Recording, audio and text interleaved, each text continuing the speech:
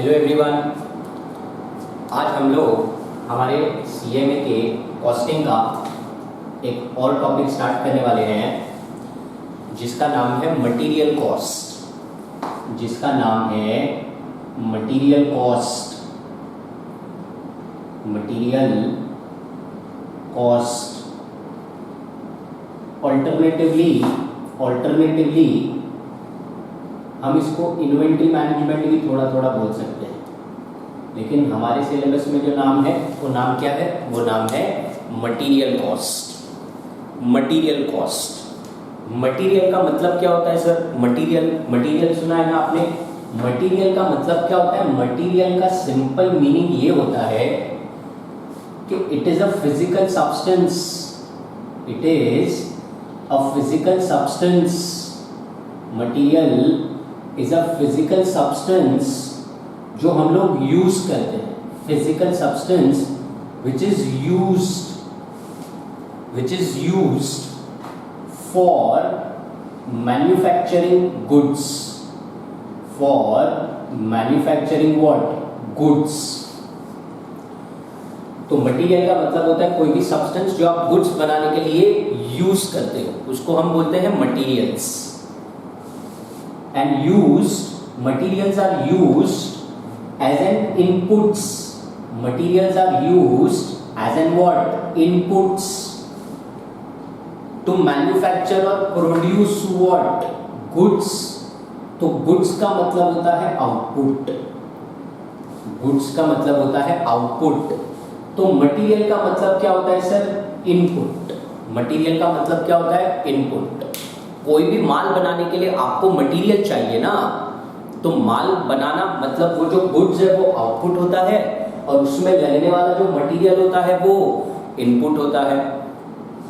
Let us से कि हमको ये कैलकुलेटर बनाना है, तो ये कैलकुलेटर बनाने के लिए हमको प्लास्टिक लगेगा, स्क्रीन लगेगा, बैटरी लगेगा, फिर यहाँ पे ये जो रबर्स है वो सब लगेंगे ना, वो सब लगेंगे ना। तो वो सब के सब क्या है? इनपुट्स। और ये कैलकुलेटर क्या है? ये कैलकुलेटर क्या है? It is output. क्या कैलकुलेटर बनाने के लिए खाली प्लास्टिक और ये सब लगेगा जो मैंने आपको बताया, बैटरी, स्क्रीन और रबर्स? नहीं सर, ये तो मेनली लगता है, मेनली। लेकिन ये सब फैक्ट्री में बनता है और फैक्ट्री में और भी कौन होता है सर? फैक्ट्री में और भी होते हैं आपके लेबर। फैक्ट्री में होते हैं आपके लेबर जो इसको बनाते हैं, या मशीन्स जो फैक्ट्री में लगी है जो कैलकुलेटर्स बनाती है। तो मशीन्स, तो आपको नहीं लगता फैक्ट्री को चलाने के कुछ ओवरहेड्स भी लगेंगे, कुछ खर्चे भी लगेंगे? मटेरियल, लेबर, ओवरहेड, ये तीनों जब लगते हैं तब जाके आपका गुड्स बनता है। तो जब मैं बोलता हूं कि material are used as inputs, it also means कि इनपुट का मतलब लेबर और ओवरहेड भी होता है। इनपुट का मतलब लेबर और ओवरहेड भी होता है। तो हम जब भी स्टडी करेंगे मटेरियल कॉस्ट, लेबर कॉस्ट, नहीं तो ओवरहेड, सिंपली हम लोग यहाँ पर क्या कर रहे हैं मालूम है? हम लोग यहाँ पे कर रहे हैं इनपुट कॉस्टिंग। हम लोग यहाँ पे क्या कर रहे हैं सर? हम लोग यहाँ पे क्या कर रहे हैं सर? हम लोग कर रहे हैं इनपुट का costing. Operating costing, process costing, contract costing, ये सब क्या होता है? ये सब होता है आउटपुट का कॉस्टिंग। गुड्स का कॉस्टिंग, जो फिनिश्ड प्रोडक्ट है उसका कॉस्टिंग, जो सर्विस प्रोवाइड कर रहे हैं उसका कॉस्टिंग। लेकिन वो करने के लिए हमको इनपुट भी तो लगते हैं ना। तो अगर आउटपुट कॉस्टिंग इंपॉर्टेंट है तो उतना ही इंपॉर्टेंट हमारे लिए हमारा इनपुट कॉस्टिंग भी होता है। सो लेबर और ओवरहेड्स 2 मिनट के लिए छोड़ देते हैं। Material cost, labour cost, overhead cost, ये तीनों का मतलब हम लोग यहाँ पर क्या कर रहे हैं सर? इनपुट कॉस्टिंग कर रहे हैं। मूविंग अहेड, मटेरियल का मतलब क्या होता है sir? Physical substance which is used as an input to manufacture output. Costing के टर्म्स में ये जो मटेरियल होता है, कॉस्टिंग के टर्म में ये जो मटेरियल होता है, ये मटेरियल 2 टाइप का होता है। You have a direct material and then you have a indirect material. ऐसा ही सेम बाइफर्केशन ये दोनों में भी होता है, लेकिन वो हमारा टॉपिक नहीं है तो डिस्कस नहीं करेंगे। मटेरियल दो तरह के होते हैं, कौन कौन से होते हैं सर? एक तो डायरेक्ट मटेरियल होता है और एक इनडायरेक्ट मटेरियल होता है। क्या फर्क होता है सर डायरेक्ट मटेरियल और इनडायरेक्ट मटेरियल में? मटेरियल टोटलिटी में इनपुट्स होते हैं। डायरेक्ट मटेरियल वो मटेरियल होता है जो आपको प्रोडक्ट बनाने के लिए बहुत ज़्यादा ज़रूरी है और जो आपको इजीली विजिबल होता है, और उसकी जो कॉस्ट होती है वो प्रोडक्ट में सबसे ज़्यादा होती है। मतलब अगर मैं ये कैलकुलेटर की बात करूं तो सर इसके अंदर जो चिप लगी हुई है, या ये प्लास्टिक है, ये स्क्रीन है, ये सब डायरेक्ट मटेरियल है।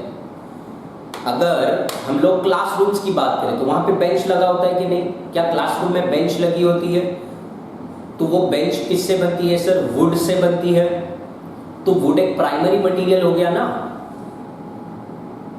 तो बेंच में लगने वाला जो वुड है, जो लकड़ा है, it is a direct material. और उसको ज्वाइन करने के लिए आपको उसके ऊपर सनमाइका लगाना होता है, और उसको चिपकाने के लिए आप फेविकॉल लगाते हो, या छोटा छोटा वेल्डिंग का काम करते हो, या स्क्रू या नट या बोल्ट लगाते हो। क्या आपको बेंच में सनमाइका और वुड दिख जाता है इजीली? यस सर, इसके लिए that is a direct material. But Fevicol हो गया, स्क्रूज हो गए, नट बोल्ट्स हो गए, ये सब भी जरूरी है बेंच बनाने के लिए, बट वो जल्दी से विजिबल नहीं होते। तो ये जो फेविकॉल हो गया, नट बोल्ट हो गया, ये सब क्या है? ये सब इनडायरेक्ट मटेरियल है। ये फटाक से इजीली विजिबल होता है और कंपैरेटिवली इसकी कॉस्ट थोड़ी ज़्यादा होती है। ये विजिबल हो भी जाए तो भी कंपैरेटिवली इसकी कॉस्ट उतनी नहीं होती जितनी डायरेक्ट मटेरियल्स की होती है। जैसे ये शर्ट की बात करते हैं, मैंने जो शर्ट पहना है, तो मान के चलो ये शर्ट सर 2000 रुपीज़ का है, तो इसमें सबसे ज़्यादा किसका कॉस्ट है सर? क्लॉथ का कॉस्ट है ना। तो cloth in a shirt becomes a direct material. लेकिन इसको बनाने के लिए बटन भी तो लगे होंगे। अब बटन दिखते तो है, बट क्लॉथ के सामने बटन का क्या कॉस्ट लगाओगे? बटन कितने का आता है सर? 1 रुपया, 2 रुपया, 5 रुपया। और एक शर्ट में 3, 4, 5, 6 बटन लगेंगे, उससे ज़्यादा तो नहीं लगते ना। तो बटन्स की कॉस्ट क्लॉथ के कंपैरिजन में उतनी नहीं है। इसके लिए जो बटन्स होते हैं उसको हम इनडायरेक्ट मटेरियल मानते हैं। ज़रूरी है, शर्ट बनाने के लिए बटन ज़रूरी है, बट उसकी कॉस्ट उतनी नहीं है कि हम उसको डायरेक्ट मटेरियल बोल पाए। बेंच बनाने के लिए जो वुड लगता है और बेंच बनाने के लिए जो फेविकॉल लगता है, महंगा क्या आता है? वुड। फेविकॉल के भी पैसे लगते हैं, बट फेविकॉल का उतना पैसा नहीं लगता कि आप उसको डायरेक्ट मटेरियल क्लासिफाई करो। Are you understanding what I am saying? ठीक, तो ये होता है डायरेक्ट मटेरियल और इनडायरेक्ट मटेरियल। दोनों प्रोडक्ट बनाने के लिए जरूरी होते हैं, बट इसका जो कॉस्ट होता है ये कंपैरेटिवली थोड़ा ज़्यादा होता है और इसका कॉस्ट कंपैरेटिवली थोड़ा कम होता है। और क्योंकि इसका कॉस्ट कंपैरेटिवली ज़्यादा है, तो आपको नहीं लगता कि ये जो डायरेक्ट मटेरियल है, आपको इस पे प्रॉपर कंट्रोल रखना चाहिए? क्या बोल रहा हूँ मैं? डायरेक्ट मटेरियल, इनडायरेक्ट मटेरियल दोनों में से तो इंपॉर्टेंट है, बट दोनों में से ज्यादा इंपॉर्टेंट क्या है सर? ज्यादा इंपॉर्टेंट है डायरेक्ट मटेरियल। तो आपको नहीं लगता उस मटेरियल पे आपको कंट्रोल रखना चाहिए? किस बात का सर कंट्रोल रखना चाहिए? आप जब मटेरियल्स को परचेज करते हो तब कंट्रोल रखो। That is called as the control which is at the time of procurement of material. Material जब आप प्रोक्योर करोगे, प्रोक्योर का मतलब सर क्या होता है? परचेज करोगे, तब उस पर कंट्रोल रखना पड़ेगा। उसके बाद जब आप मटेरियल को स्टोर करोगे तब उस पर कंट्रोल रखना पड़ेगा। और मटेरियल का जो यूजेज होगा उस पर भी तो कंट्रोल रखना पड़ेगा, क्योंकि वो इंपॉर्टेंट है। डायरेक्ट मटेरियल, इनडायरेक्ट मटेरियल दोनों इंपॉर्टेंट है, बट कंपैरेटिवली ज्यादा इंपॉर्टेंट कौन है सर? Direct material. तो direct anything which is important should be controlled. क्या क्या कंट्रोल करना है सर मटेरियल का?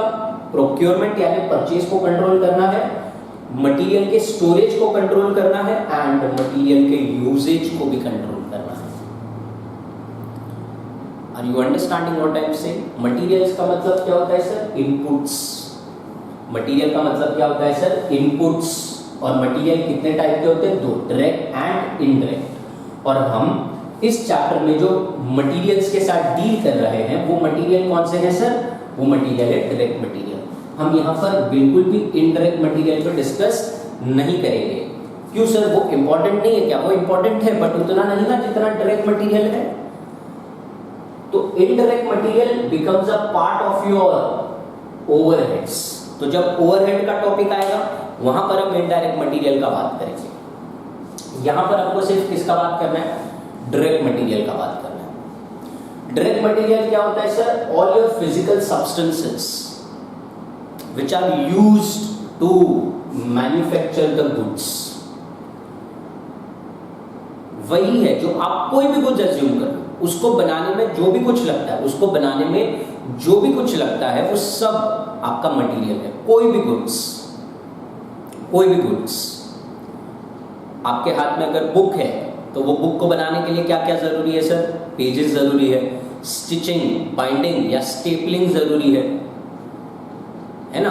अब मेरे पास अभी कोई बुक नहीं, अगर आपके पास कोई बुक है तो वो बुक का कॉस्ट मान के चलो 50 रुपीज है, तो वो 50 रुपीज में स्टेपल का पिन जो लगा उसका क्या कॉस्ट लगाओगे आप? उसका ज्यादा कॉस्ट नहीं होता ना। लेकिन इसका मतलब ये थोड़ी ना कि बिना स्टेपल के बुक चल जाएगी। स्टेपलिंग बाइंडिंग भी जरूरी है but as compare to the cost of your pages stapling binding का कॉस्ट उतना नहीं होता। तो स्टेपलिंग बाइंडिंग वाला cost becomes your indirect material, है ना। और pages, cover page, that becomes your direct material. Any goods you think about, उसको बनाने के लिए जो जो भी लगता है वो सब मटेरियल है। कॉमन सेंस वाला, ऐसे कोई डेफिनेशन नहीं है मटेरियल का, कॉमन सेंस वाली बात है।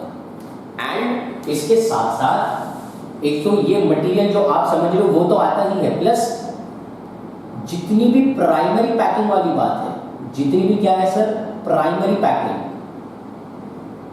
ये भी आपका मटेरियल का एक पार्ट होता है। प्राइमरी पैकिंग, एक तो वो मटेरियल जो आपको मालूम है कि सर वो तो होगा ही।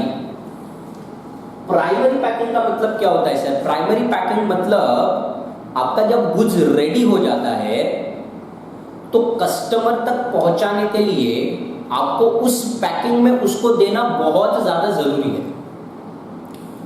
मतलब सर मान के चलो हम बात करते हैं पार्ले जी के बिस्किट्स का, तो पार्ले जी के बिस्किट्स बनाने में क्या क्या लगता है सर? आटा लगता है, शुगर लगता है, जो भी इंग्रेडिएंट्स लगते हैं उस बिस्किट को बनाने में। लेकिन आप जब शॉप पे बिस्किट लेने जाते हो पार्ले जी का तो आपको लूज मिलता है क्या कि 5 रुपीज का और 10 रुपीज का पैकेट्स मिलता है। बोलो ना, पैकेट्स मिलता है ना। क्या पार्ले जी का बिस्किट बिना पैकेट के आप खरीदोगे? नहीं। तो कस्टमर तक उसको सेल करने के लिए जो पैकिंग जरूरी है उसको हम बोलते हैं प्राइमरी पैकिंग। पार्ले जी जो पैकेट में आता है उसको प्राइमरी पैकिंग बोलते हैं। ये कैलकुलेटर आपने भी खरीदे होंगे, कैलकुलेटर्स। तो कैलकुलेटर ऐसे आते हैं क्या कि आप खरीद लो जाके कि इसका बॉक्स आता है सर, इसका बॉक्स आता है। तो इसका जो बॉक्स होता है that is also a part of primary packing, because if there is no box the product can not be sold. आप नहीं खरीदोगे ना ऐसा। लूज बिस्किट्स खरीदोगे क्या? लूज कैलकुलेटर खरीदोगे क्या? नहीं। Are you understanding what I am saying? That is a part of your what? Primary packing. Discovery, National Geographic के ना फैक्ट्री मेड करके प्रोग्राम्स आते हैं। फैक्ट्री मेड देखा है आपने? पूरा प्रोडक्ट जब बन जाता है तो उसके लास्ट सेक्शन में बताते हैं कि सर उस प्रोडक्ट की पैकिंग कैसे की जाती है। जैसे अमूल का छाछ आता है, लस्सी आता है, दूध आता है, तो वो पैकेट में आता है, बिना उसके आप उसको सेल ही नहीं कर पाओगे। That becomes a part of your primary packing. And primary packing also is treated with materials. एक और चीज होती है जिसको हम बोलते हैं सेकेंडरी पैकिंग। एक और चीज होती है जिसको हम बोलते हैं सेकेंडरी पैकिंग। सेकेंडरी पैकिंग क्या होता है sir? This is just for the safe transportation. This is just for the safe transportation from the factory premises to different part of wherever you want to sell. Dealers के पास जाना है, wholesaler के पास जाना है। जैसे पार्ले जी का जो पैकेट आता है जिससे हम खरीदते हैं वो प्राइमरी पैकिंग होता है। लेकिन पार्ले फैक्ट्री वाला थोड़ी ना एक एक पैकेट बेचता है, वो तो कार्टन में बेचता है ना, बॉक्स होता है ना। उस बॉक्स के अंदर सर 1 डजन 2 डजन 100 200 जितना जो भी क्वांटिटी उसमें जा सकता है, जो कार्डबोर्ड होते हैं बड़े बड़े, that is a part of your secondary packing. मतलब आप जब शॉप पे पातेली लेने जाते हो तो आपको बस उसका पैकेट जरूरी होता है, वो जिस बॉक्स में कार्टन में आता है अगर वो नहीं है तो आप नहीं खरीदोगे क्या, वो तो बस सेफ ट्रांसपोर्टेशन के लिए था ना। तो secondary packing becomes a part of your distribution overheads because it is for transportation. Secondary packing becomes a part of your distribution overhead, but primary packing becomes a part of your materials. ठीक, आगे चलते हैं। Direct material हमारे लिए is classified as a prime cost, as a which cost, prime cost in cost sheet. क्या आपने जिंदगी में कभी कॉस्ट शीट बनाई है? तो कॉस्ट शीट के अंदर मटेरियल, डायरेक्ट मटेरियल किधर आता है सर? डायरेक्ट मटेरियल किधर आता है? Direct material consume prime cost का हिस्सा होता है। प्राइम कॉस्ट में क्या क्या आता है? Direct material, direct labour and direct expenses. So for us materials are very important, both of these are important, direct and indirect both are important, but सबसे ज्यादा important कौन है? Direct material. इसके लिए हमको उसको कंट्रोल करना जरूरी है। क्या क्या कंट्रोल करना है सर? उसका प्रोक्योरमेंट भी कंट्रोल करना है, यानी परचेज, उसका स्टोरेज एंड उसका यूसेज। ये तीनों चीज हमको कंट्रोल करनी पड़ेगी। चलिए आगे। यस सर, आगे चलते हैं।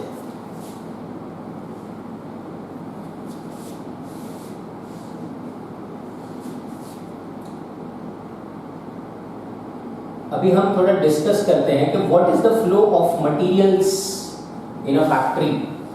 एक ऑर्गेनाइजेशन है, उसकी फैक्ट्री, उसमें मटेरियल कैसे इधर उधर जाता है, क्या क्या प्रोसेस होता है, क्या प्लानिंग वगैरह लगती है। तो सबसे पहले हमारे पास एक प्लानिंग डिपार्टमेंट होता है। सबसे पहले हमारे पास एक होता है प्लानिंग डिपार्टमेंट, है ना।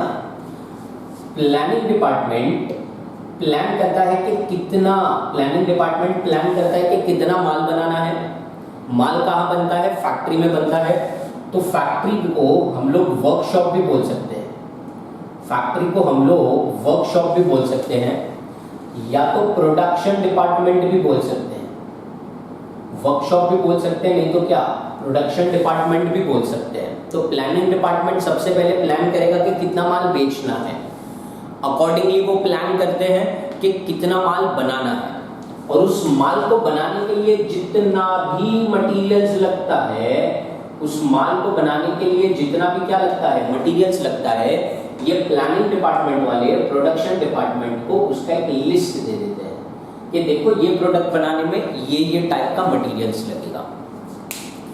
कैलकुलेटर अगर बनाना है तो क्या क्या लगेगा सर? प्लास्टिक लगेगा, स्क्रीन लगेगा, बैटरी लगेगा, ये रबर्स लग जाएंगे, और ये जो स्टिकर लगता है वो लग जाएगा, और चिप्स लग जाएंगी, मेमोरी लग जाएगी, जो भी उसके अंदर है जो हमको दिखता नहीं है। तो एक प्रोडक्ट बनाने के लिए जितना भी मटेरियल लगेगा उसका लिस्ट किसके पास होता है सर? प्रोडक्शन डिपार्टमेंट के पास। कौन देता है? प्लानिंग डिपार्टमेंट वाला। इसको हम बिल ऑफ मटेरियल भी बोल सकते हैं। ठीक है, आगे चलते हैं। सर वर्कशॉप मतलब बेसिकली फैक्ट्री समझ लो, वर्कशॉप का बेसिक मतलब क्या समझ लो? फैक्ट्री। आगे चले नेक्स्ट। फिर फैक्ट्री के अंदर स्टोर डिपार्टमेंट होता है। फैक्ट्री के अंदर कौन सा डिपार्टमेंट होता है सर? स्टोर डिपार्टमेंट होता है। स्टोर डिपार्टमेंट का मतलब क्या होता है sir? Basically it is a godown. Store department का सिंपल मतलब क्या होता है कि ये गोडाउन है जहां पर सारा मटेरियल स्टोर किया होता है। सारा मटेरियल क्या किया होता है? स्टोर किया होता है। चलें आगे। माल किधर बन रहा है बताओ? वर्कशॉप में, प्रोडक्शन डिपार्टमेंट में। तो जैसे जैसे माल बनते जाएगा, आपको नहीं लगता रॉ मटेरियल्स कंज्यूम होते रहेंगे, और जब भी माल बन के मटेरियल्स खत्म होने लगते हैं तो ये जो प्रोडक्शन डिपार्टमेंट वाला जो कोई भी ऑफिसर, सुपरवाइजर या मैनेजर रहेगा, ये किसको कांटेक्ट करता है? ये स्टोर डिपार्टमेंट को कांटेक्ट करता है, और स्टोर डिपार्टमेंट वाले से कहता है कि देखो हमारे पास मटेरियल्स खत्म होने आए हैं, अब प्लीज हमको मटेरियल्स इश्यू कर दो। आगे चले। स्टोर डिपार्टमेंट वाला प्रोडक्शन डिपार्टमेंट को मटेरियल्स इश्यू करता है जैसे जैसे उनकी रिक्वायरमेंट होती है। अब ये तो है गोडाउन, ये इसको माल दे रहा है और एक पॉइंट आ गया जहां पर स्टोर डिपार्टमेंट में भी माल खत्म होने आया है। स्टोर डिपार्टमेंट में जो माल है वो खत्म होने आया है, तो वापस से आपको नहीं लगता स्टोर डिपार्टमेंट गोडाउन में रॉ मटेरियल्स आने चाहिए? तो एक आगे जाके और डिपार्टमेंट होता है, उसका नाम होता है सर परचेज डिपार्टमेंट। कौन सा डिपार्टमेंट? Purchase department. ये जो स्टोर डिपार्टमेंट वाला होता है, इसको अथॉरिटी नहीं होती माल खरीदने की। माल खरीदने के लिए एक और डिपार्टमेंट है जिसका नाम है परचेज डिपार्टमेंट। तो जब भी स्टोर डिपार्टमेंट के अंदर माल खत्म होने लगता है तो ये स्टोर मैनेजर किसको कांटेक्ट करता है? परचेज डिपार्टमेंट के मैनेजर को कांटेक्ट करता है कि देखो हमारे पास माल खत्म होने आए हैं, अब हमको माल परचेज करके दे दो। ठीक है, आगे चलते हैं। किसकी रिस्पॉन्सिबिलिटी होती है माल परचेज करने की? परचेज डिपार्टमेंट की। आगे चले, फिर परचेज डिपार्टमेंट वाला किसको कांटेक्ट करता है माल के लिए? वो कांटेक्ट करता है सर सप्लायर को। वो किसको कांटेक्ट करता है? सप्लायर को कांटेक्ट करता है। कौन कांटेक्ट करता है सर? Purchase department. फिर सप्लायर क्या करेगा सर? सप्लायर को ऑर्डर दिया जाता है। सप्लायर को क्या दिया जाता है? ऑर्डर। फिर सप्लायर क्या करता है सर? सप्लायर एक रफ इनवॉइस बना लेता है। सप्लायर क्या कर लेता है? रफ इनवॉइस बना लेता है कि ये परचेज डिपार्टमेंट वाला जब ऑर्डर लिखाएगा तो बोलेगा ना इतना इतना ये सब चाहिए हमको, है? तो सप्लायर क्या करेगा? फिर ऐसा एक रफ इनवॉइस बनाएगा और इस ऑर्गेनाइजेशन का एक डिपार्टमेंट होता है। इस ऑर्गेनाइजेशन का एक डिपार्टमेंट होता है, let us call it as accounts department. तो सप्लायर क्या करेगा? ये जो रफ इनवॉइस बनाया था ना, अभी ये फाइनल नहीं, ये अकाउंट डिपार्टमेंट को भेज देता है। अकॉर्डिंगली अकाउंट डिपार्टमेंट इसकी एंट्री पास करेगा अपने यहाँ पर, और कुछ एडवांस अगर देना है तो वो पे हो जाता है।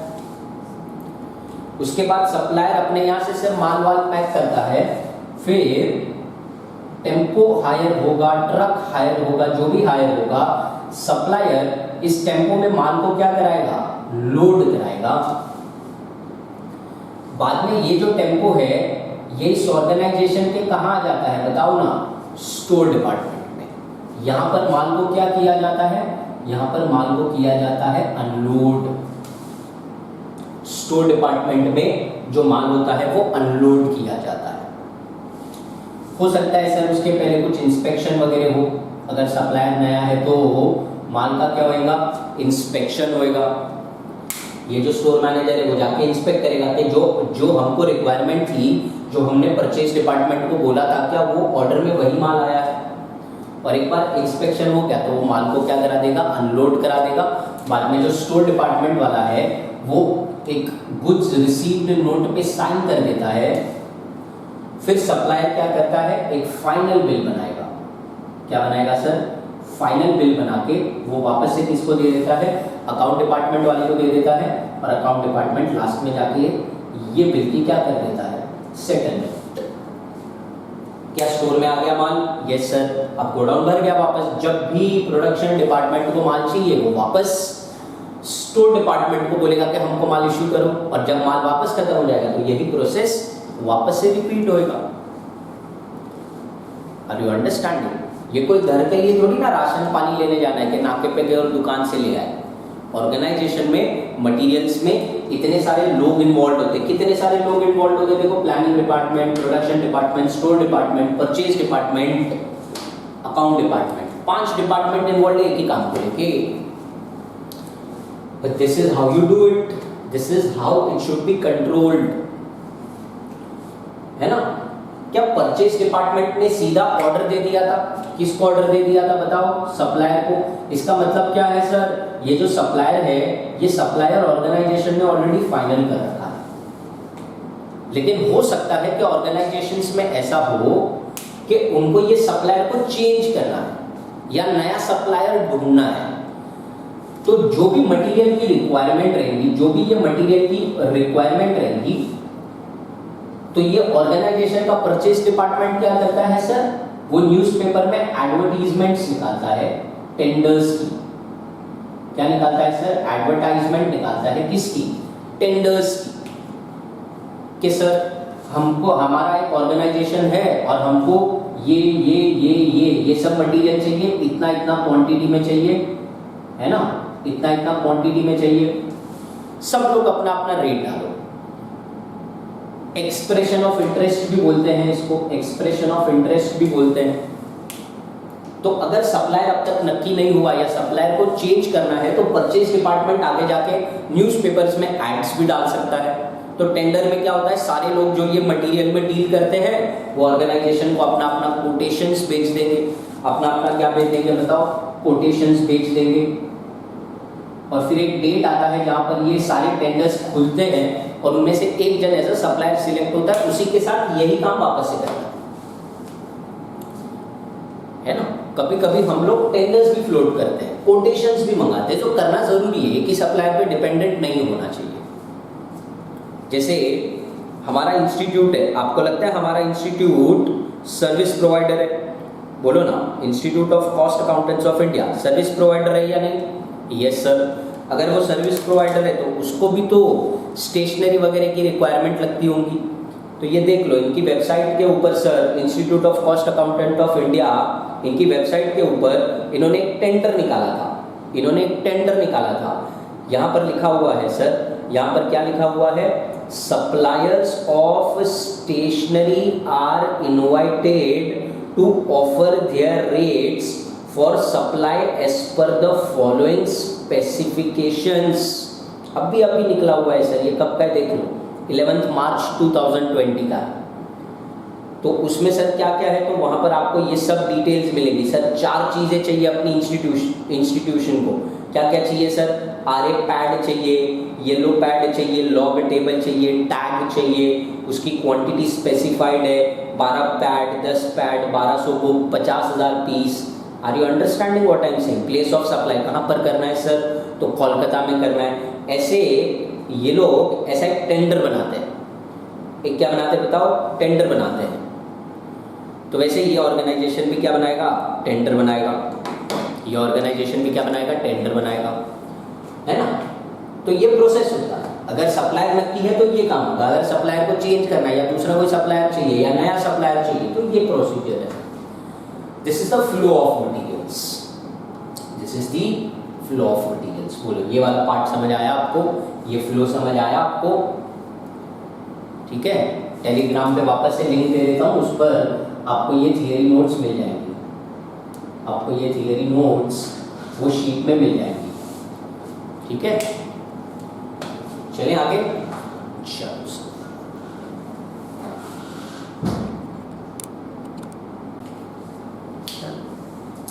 चलो फिर नेक्स्ट चीज डिस्कस करेंगे। अभी हमने देखा ना यहाँ पे फ्लो क्या होता है, कितने सारे डिपार्टमेंट्स इन्वॉल्व होते हैं, राइट। और मटेरियल जो होता है उसको कंट्रोल करना ज़रूरी है, उसका प्रोक्योरमेंट कंट्रोल करना ज़रूरी है। हमको मटेरियल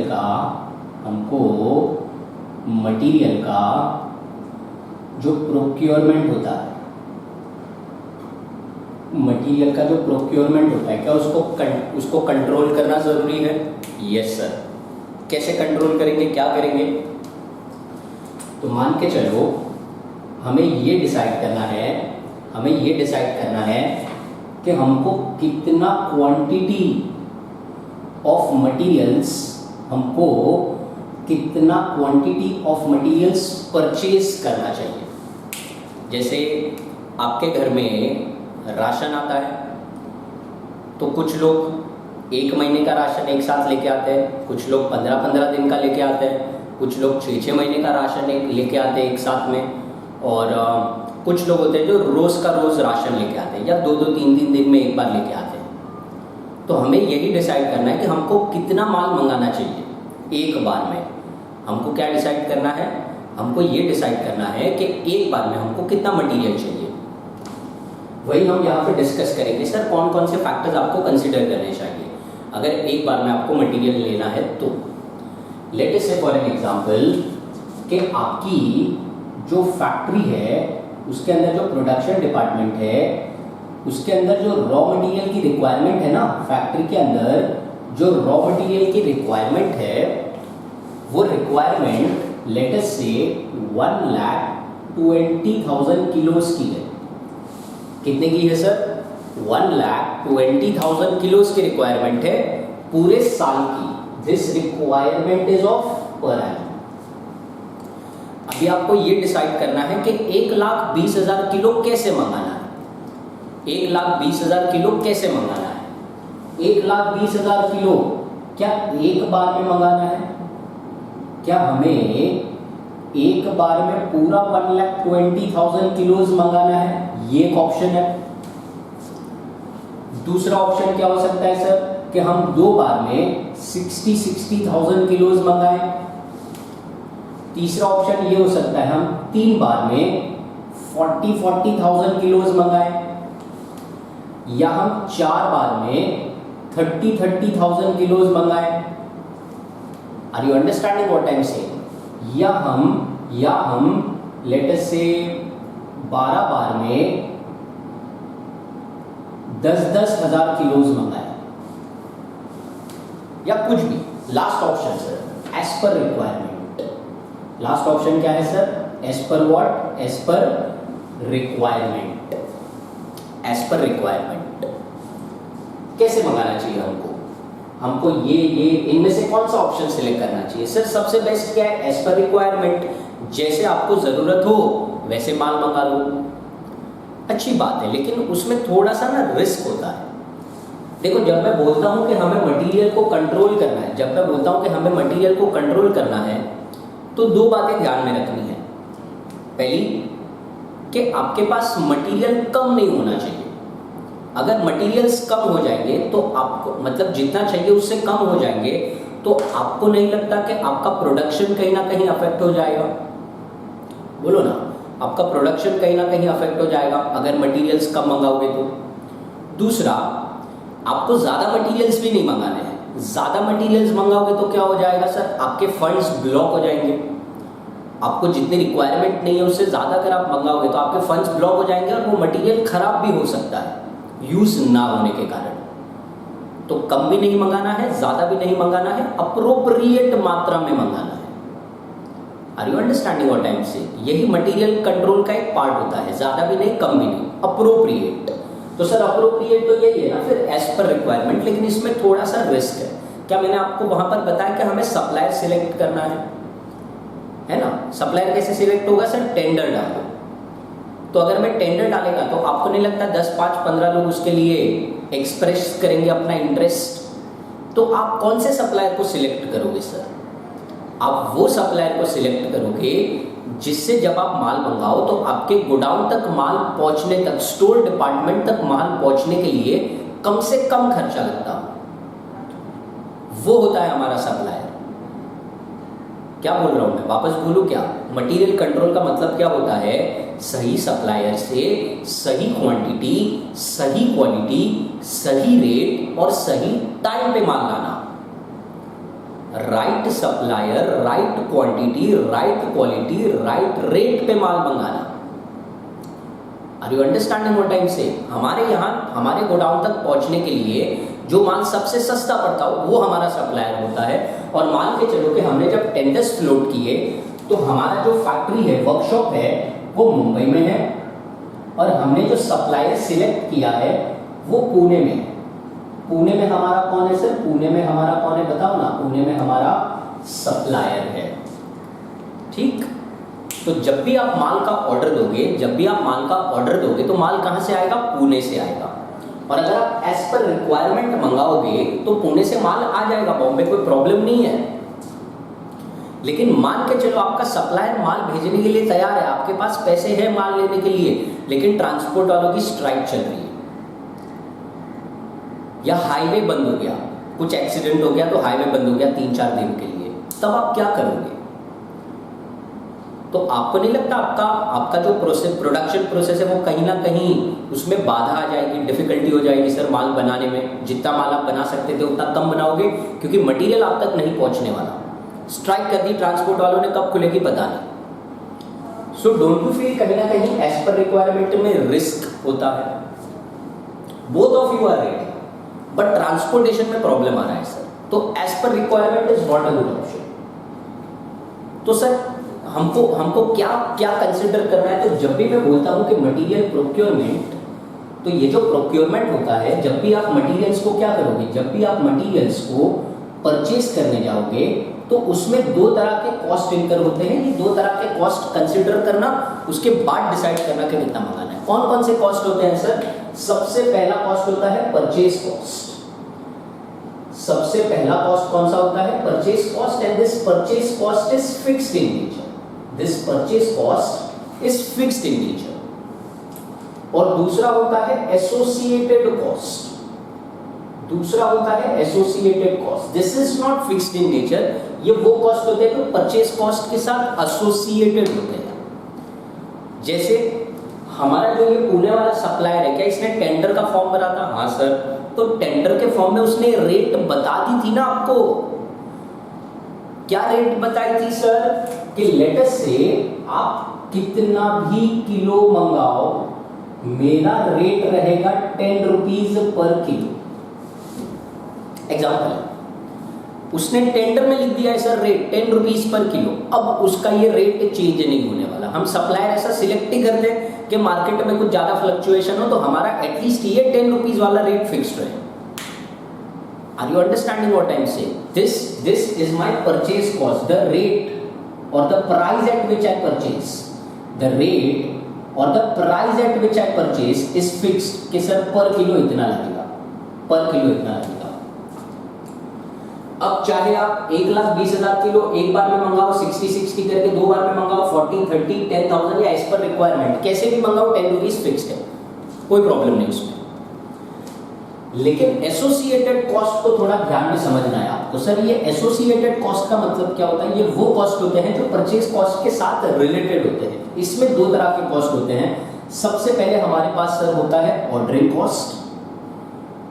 सबसे पहले होता है हमारे पास ऑर्डरिंग कॉस्ट और दूसरा होता है sir carrying cost. Ordering cost and which cost? Carrying cost. Ordering cost का मतलब क्या होता है सर? ऑर्डरिंग कॉस्ट का मतलब होता है ये वो कॉस्ट है जो आपको तब लगेगा जब आप माल का ऑर्डर प्लेस करोगे। जब आप माल का क्या करोगे? ऑर्डर प्लेस करोगे। जब परचेज डिपार्टमेंट सप्लायर को ऑर्डर प्लेस करता है तब क्या लगता है बताओ ना?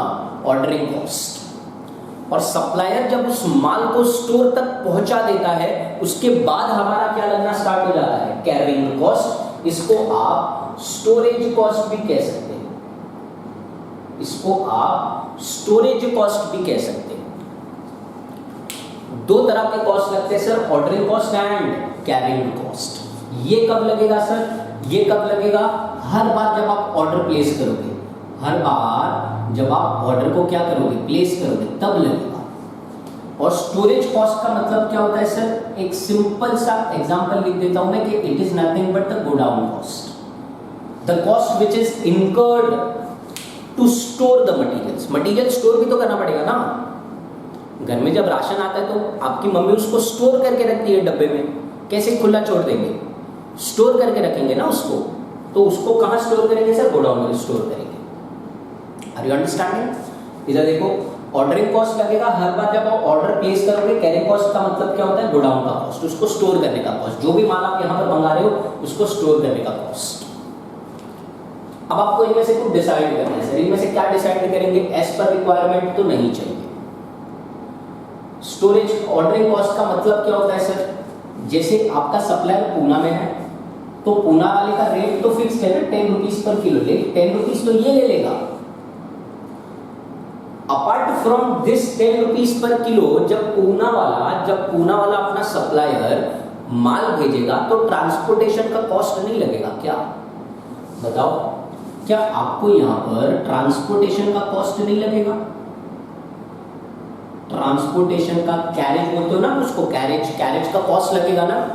लेट अस से कि आपका जो ट्रांसपोर्ट वाला है वो हर बार आपसे 1000 रुपीज लेता है। 1000 हर बार, मतलब एक ऑर्डर का 1000 रुपया लेता है। एक ऑर्डर का 1000 रुपया। इसका मतलब क्या हुआ सर? कि अगर आप एक बार में 1,20,000 किलोज मंगाते हो, 1,20,000 एक बार में मंगाते हो तो ये बार का मतलब भी होता है ऑर्डर। तो कहने से आपकी कॉस्ट यहां पर कितनी लग जाएगी फिर 1000। फिर आपने ये ऑप्शन सिलेक्ट किया कि सर हम 3 बार में, हम कितनी बार में, 3 बार में कितना मंगाएंगे, 40,000 किलोज मंगाएंगे। तो उस केस में ये 1000 रुपीज एक बार का लग रहा है, तो 3 बार का कितना लग जाएगा 3000। फिर आप डिसाइड करते हो सर 12 बार मंगाएंगे, 12 बार में कितना मंगाएंगे, 12 बार में हम लोग मंगाएंगे 10,000 किलोज। तो 12 टाइम्स का आपको नहीं लगता खर्चा 12,000 लग जाएगा। Are you understanding what I am saying? Means every time जब आप कम क्वांटिटी मंगाते हो तो आपके जो नंबर ऑफ ऑर्डर्स है, जो आपके नंबर ऑफ ऑर्डर्स है वो बढ़ जाते हैं। और जब नंबर ऑफ ऑर्डर्स बढ़ते हैं, जब नंबर ऑफ ऑर्डर्स बढ़ते हैं तो आपकी ऑर्डरिंग कॉस्ट भी बढ़ती है। जब नंबर ऑफ ऑर्डर्स बढ़ते हैं तो आपकी ऑर्डरिंग कॉस्ट भी बढ़ती है। और अगर आप चाहते हो कि ऑर्डरिंग कॉस्ट को कंट्रोल किया जाए, ऑर्डरिंग कॉस्ट को क्या किया जाए, कंट्रोल किया जाए, तो can I say your number of orders should be less. Is it not appropriate कि सर एक ही बार में मंगा लो ना 1,20,000 किलो, तो एक ही बार में 1000 रुपया खर्चा लगेगा if you want to control this. अगला कौन सा कॉस्ट है सर, कैरिंग कॉस्ट। कैरिंग मतलब माल को स्टोर करने का खर्चा। लेट अस से कि आपका जो गोडाउन है उसकी एक कैपेसिटी, गोडाउन की क्या है बताओ ना, कैपेसिटी, कि ये आपके पास सिर्फ 10,000 kilos of raw material he store कर सकता है। जैसे घर में राशन का भी डब्बा होता है ना, तो उसकी कैपेसिटी होती है कि नहीं 5 किलो का डब्बा, 10 किलो का डब्बा, उससे ज़्यादा आप स्टोर नहीं कर सकते। अगर आपके घर में जो राशन का डब्बा है वो 10 किलो का है और आपकी मम्मी 30 किलोज ऑफ राशन लेके आई, तो आपको कितने डब्बे लगेंगे, 3। वैसे ही यहाँ पर बोल रहा हूँ कि गोडाउन की कैपेसिटी कितनी है सर, 10,000 किलो, और गोडाउन का रेंट भरना पड़ता होगा आपको। लेट अस से कि गोडाउन का रेंट 2,000 रुपीज है। गोडाउन का रेंट कितना है, 2,000 रुपीज एक गोडाउन का, और एक गोडाउन का कैपेसिटी कितना है 10,000 किलोज। और आपने ये डिसाइड किया कि आप एक बार में 1,20,000 किलो मंगाओगे। तो आपको नहीं लगता अगर 1,20,000 किलो आता है तो आपको कितने गोडाउन लगेंगे, 12 गोडाउन। और 2,000 के हिसाब से इसका कॉस्ट कितना हो जाएगा फिर 24,000 रुपीज। आप डिसाइड करते हो कि नहीं फिर हम लोग 3 टाइम में 40,000 किलो मंगाओगे। अगर 40,000 किलो मंगाओगे, अगर 40,000 किलो मंगाओगे तो 4 गोडाउन लगेंगे। 2,000 के हिसाब से 8,000 रुपया रेट लग जाएगा। फिर आप डिसाइड करते हो कि नहीं हम 10,000 किलोज मंगाएंगे, है ना, तो 10,000 किलोज अगर मंगाओगे तो एक गोडाउन लगेगा, तो कॉस्ट कितना 2,000। इधर अगर आप देखो तो अगर आपको आपकी कैरिंग कॉस्ट को कंट्रोल करना है, अगर आपको आपकी कैरिंग कॉस्ट को कंट्रोल करना है तो can I say your quantity that you are purchasing should be less. If your quantity is less, your carrying cost will be less.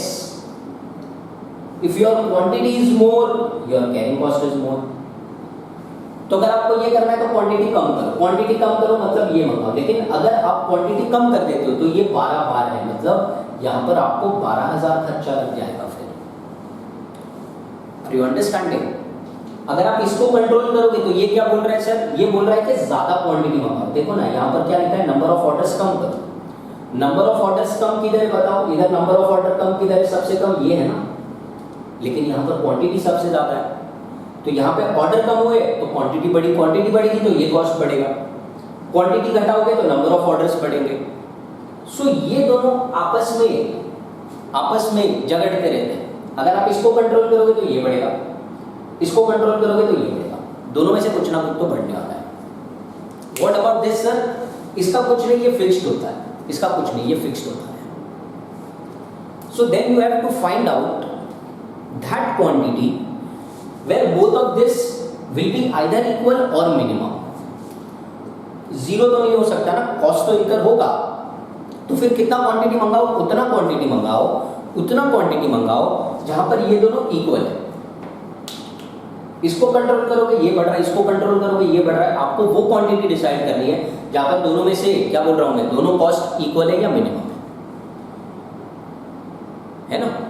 तो that quantity where ordering cost and carrying cost are equal, उतना मंगाओ, उसी को हम बोलते हैं economic order quantity.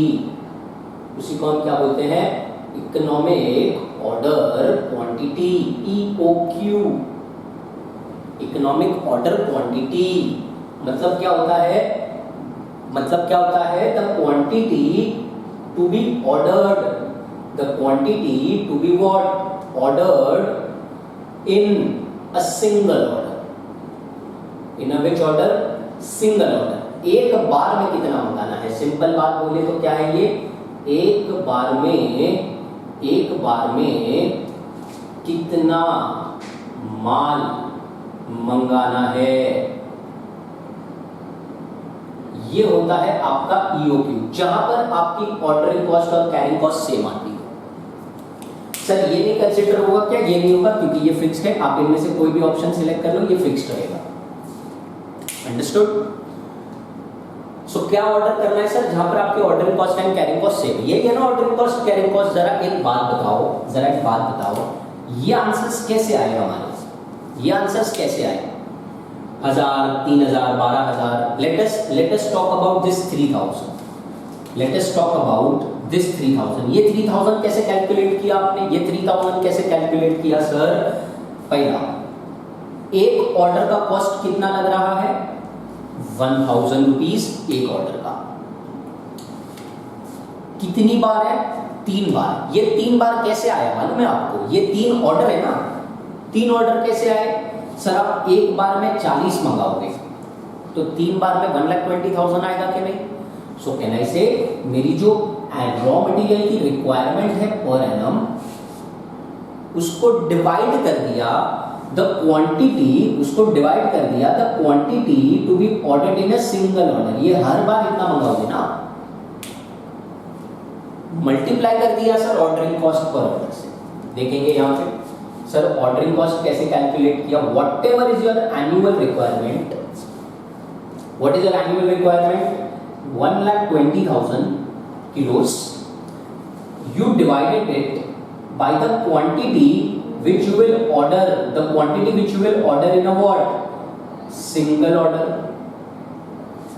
What is the quantity to be ordered in a single order, 40,000, 40,000।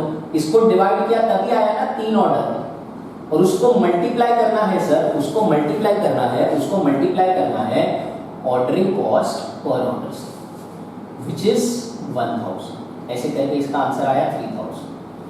So this is how you calculate your ordering cost. Carrying cost की बात कर ले सर। कैरिंग कॉस्ट की मतलब क्या होती है, कैरिंग कॉस्ट का मतलब होता है हमारा गोडाउन का कॉस्ट, स्टोरेज कॉस्ट है ना। स्टोर करना है, किसको स्टोर करना है sir, the quantity again which is ordered in a single order, and you multiply it by your carrying cost per unit per annum, carrying cost per unit per annum। यही है ना carrying cost आपका 2000। और एक चीज यहां पर होती है, उसका मतलब होता है हाफ क्यों लेते हैं सर कैरिंग कॉस्ट में।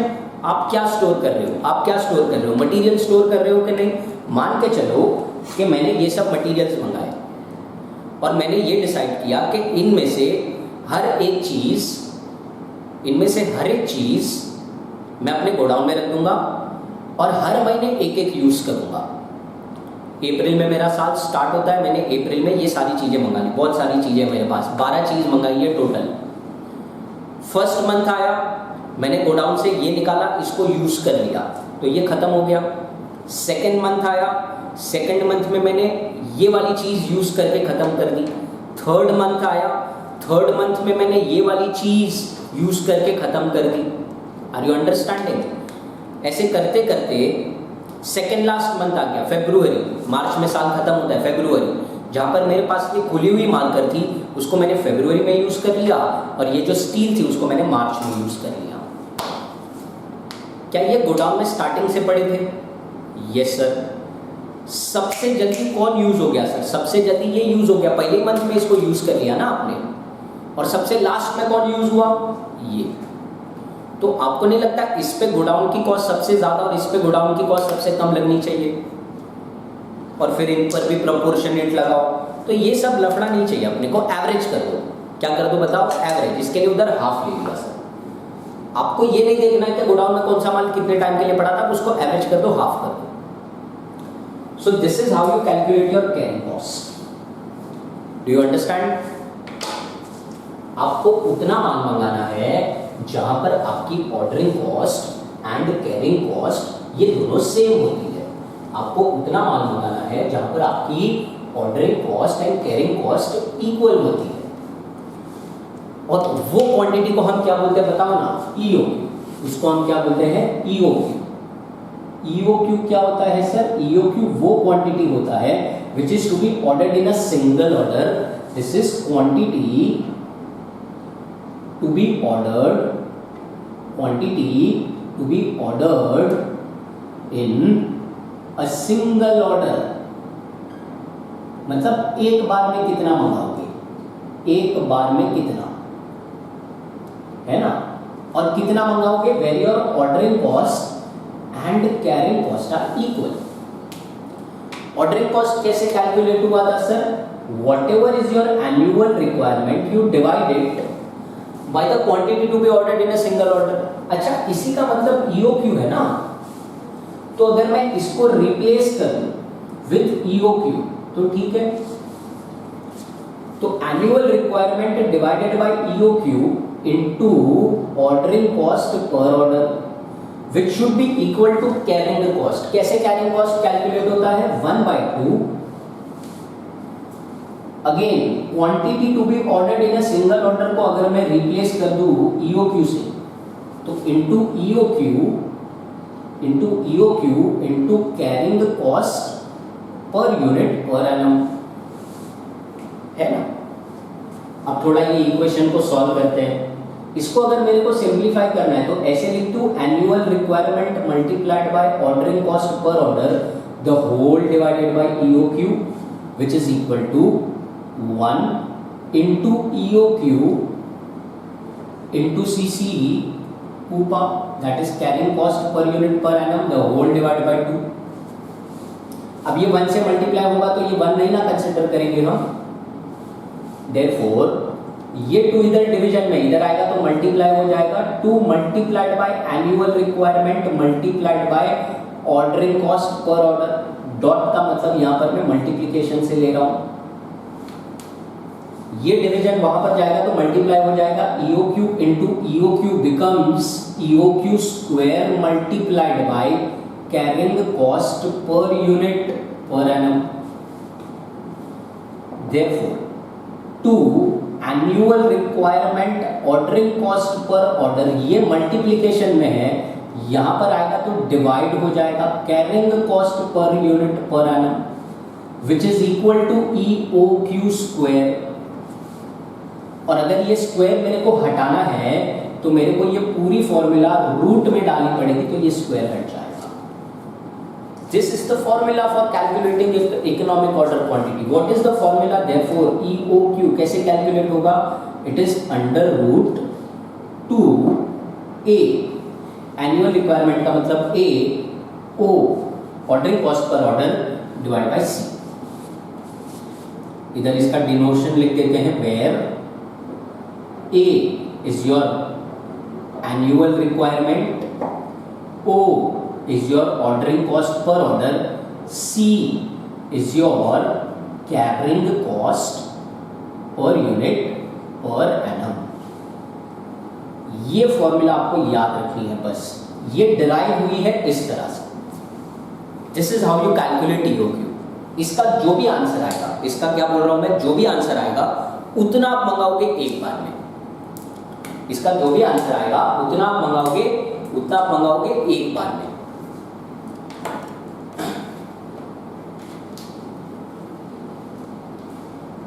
लेट अस से फॉर एन एग्जांपल यहां पर लिख देता हूं मैं that your annual requirement your annual requirement is 12,000 kilos. Your ordering cost per order is rupees 50 and your carrying cost per unit per annum is let us say 5 rupees.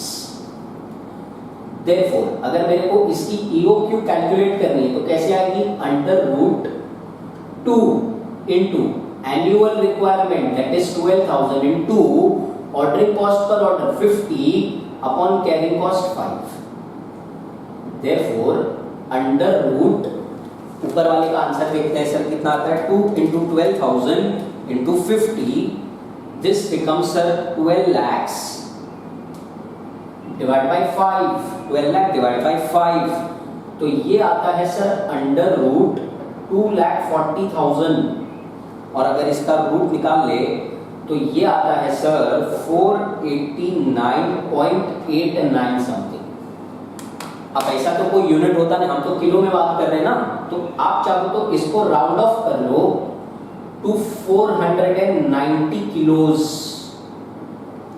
ये 490 kilo क्या है sir? ये 490 kilo वो quantity of material है जो आपको एक बार में मंगानी चाहिए, जहां पर आपकी ordering cost and carrying cost दोनों क्या आती है?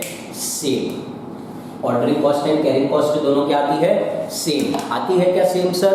चेक कर लेते हैं।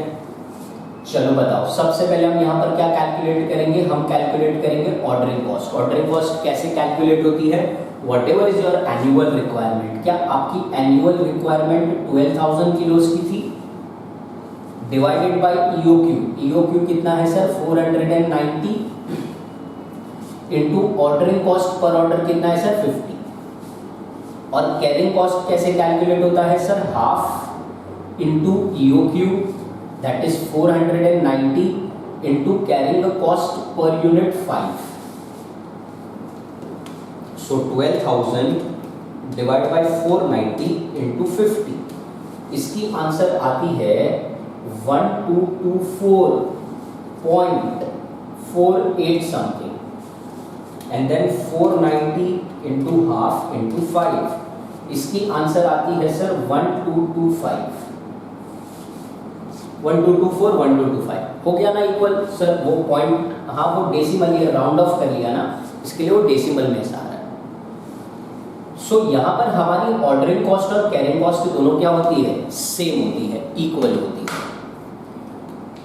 आपको मालूम पड़ा EOQ क्या होता है, कैसे कैलकुलेट होता है ये डेरिवेशन। आपको याद क्या क्या रखना है? आपको एक तो ये वाली फॉर्मूला याद रखनी है, आपको ये वाली फॉर्मूला याद रखनी है और EOQ, ये 3 फॉर्मूलाज आपको याद रखनी है।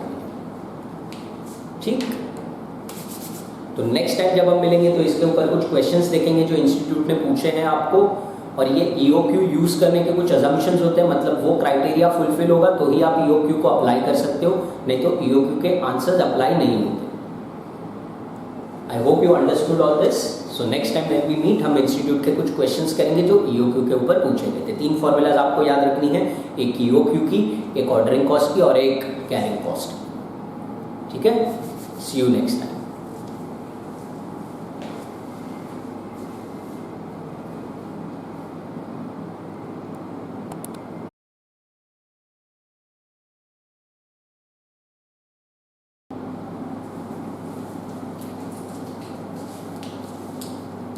तो मटेरियल के अंदर हमने EOQ की फॉर्मूला डिराइव की थी क्या? EOQ की फॉर्मूला क्या है बताओ? EOQ का फॉर्मूला क्या डिराइव किया था हमने कि sir EOQ is under root 2AO upon C, है ना, where A is your what? A is your annual requirement. O is your ordering cost per order and C is your carrying cost per unit. उसके बाद हमने एक और formula देखी थी, वो थी कि how to calculate the total ordering cost. तो उसकी फॉर्मूला थी whatever is your annual requirement, you divide it by EOQ and you multiply it by ordering cost per order. और एक लास्ट फॉर्मूला देखी थी कि इफ हमें कैलकुलेट करना है हमारा टोटल कैरिंग कॉस्ट, तो उसकी फॉर्मूला बैठती है sir half into EOQ into carrying cost per unit per annum. ये तीन फॉर्मूलाज हमने देखी थी, तो इसके ऊपर ना हम थोड़े से क्वेश्चंस भी देख लेते हैं। EOQ का मतलब क्या बताया था सर? EOQ का मतलब ये था कि this is the quantity to be ordered, this is the quantity to be ordered in a single order. In a single order मतलब एक बार में आप कितना क्वांटिटी मंगाओगे, एक बार में आप कितना क्वांटिटी मंगाओगे उसको EOQ बोलते हैं। एक बार में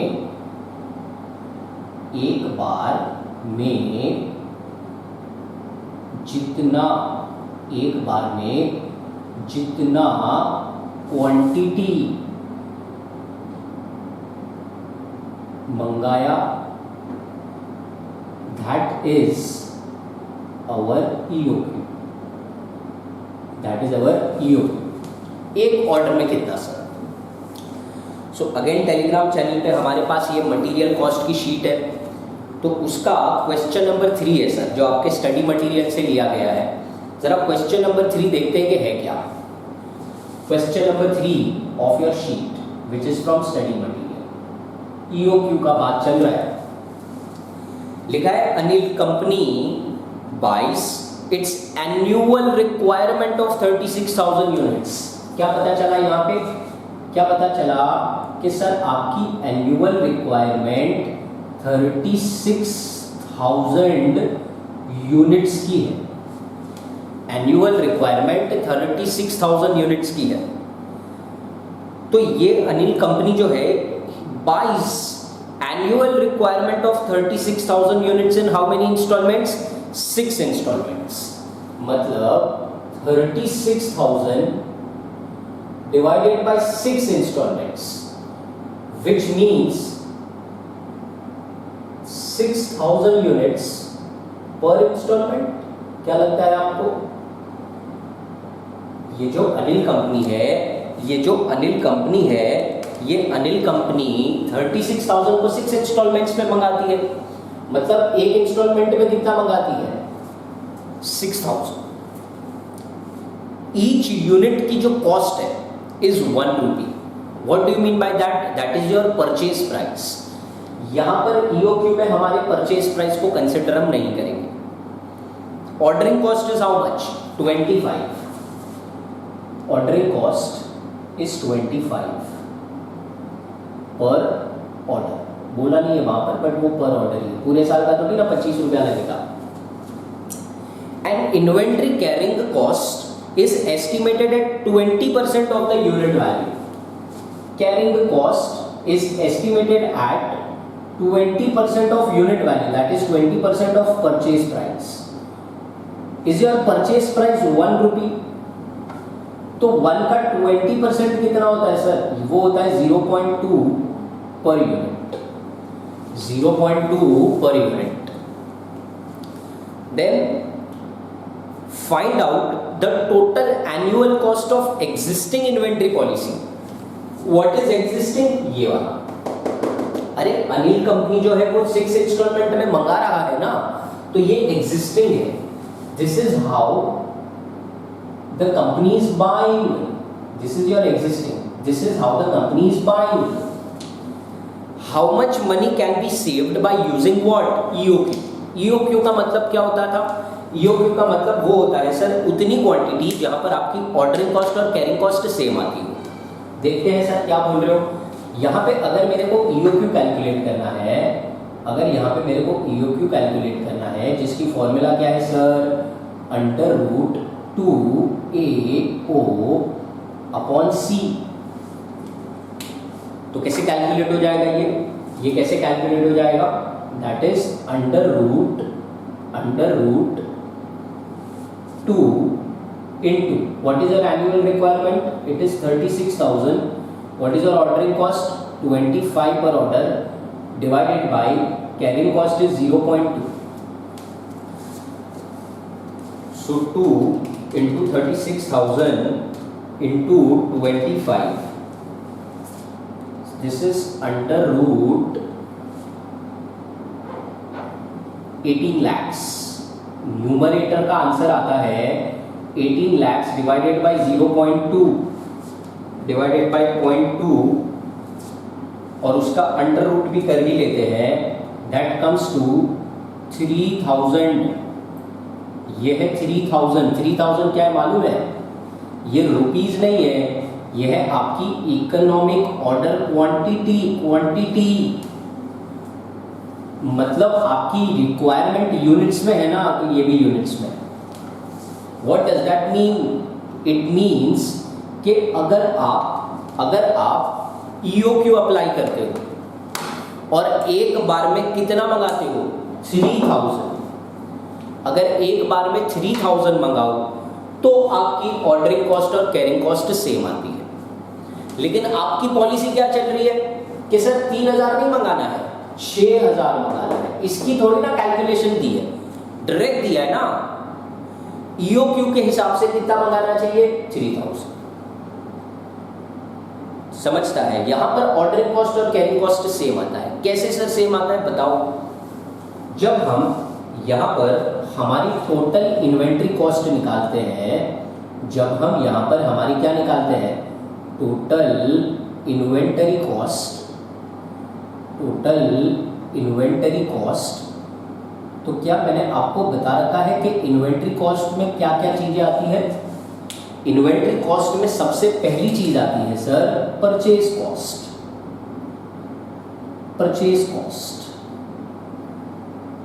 और क्या आता है सर? परचेज कॉस्ट आता है. और क्या आता है sir?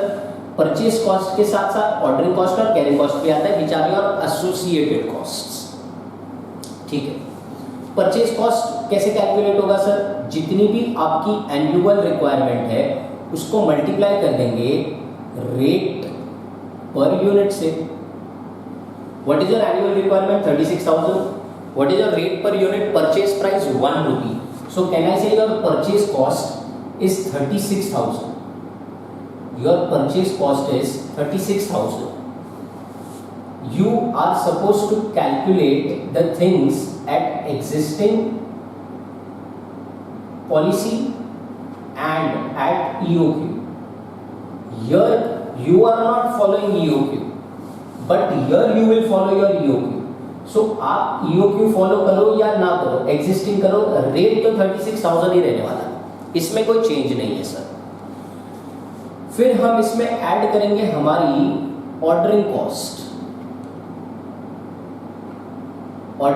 Total ordering cost. Ordering cost की फॉर्मूला क्या है सर?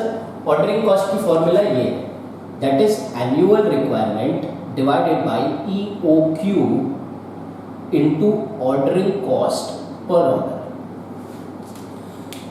अब हम एग्जिस्टिंग की बात करते हैं. एग्जिस्टिंग की what is your annual requirement? Your annual requirement is 36,000 divide by what? EOQ. EOQ का मतलब क्या होता है?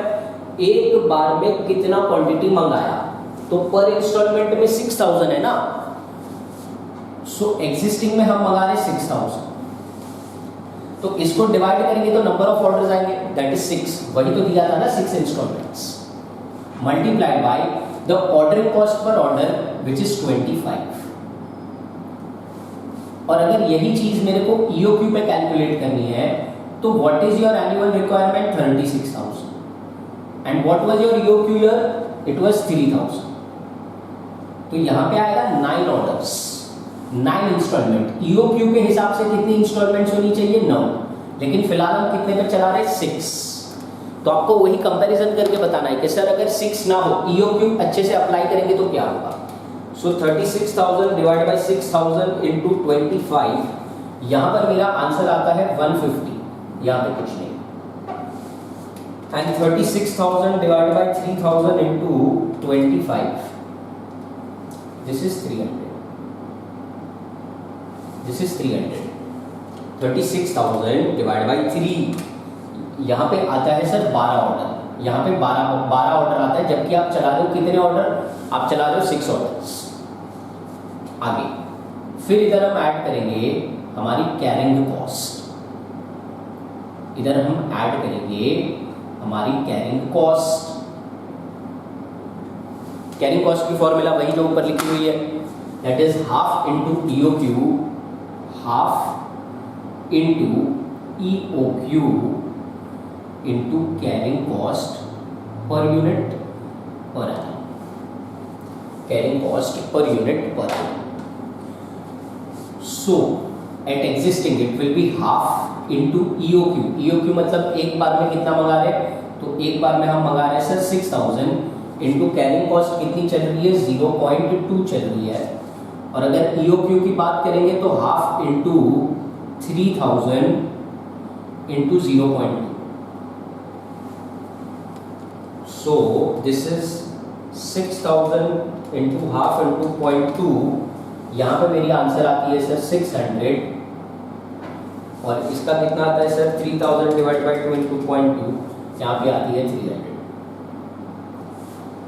कैन आई से, ये देखो ना क्या बोल रहे हैं, EOQ पे ऑर्डरिंग कॉस्ट और कैरिंग कॉस्ट इक्वल होता है, लेकिन अगर EOQ फॉलो नहीं करोगे तो ऑर्डरिंग कॉस्ट और कैरिंग कॉस्ट कभी भी इक्वल नहीं होगा, नहीं है ना इक्वल। और आपको क्वेश्चन में क्या बोला था कि आपको बताना है कि how much money can be saved by using EOQ, can be saved, तो 36,600, 36,600 ये EOQ का टोटल कॉस्ट है, एंड 36,750, 36,750 ये एग्जिस्टिंग का कॉस्ट है। अगर EOQ चलाते तो 36,600 आता। सो can I say therefore 150 can be saved, 150 rupees can be saved, 150 rupees can be saved by using और by applying EOQ, by applying EOQ। EOQ अगर यूज करोगे तो 150 रुपया बचेगा। बोलो ये वाला समझ आया?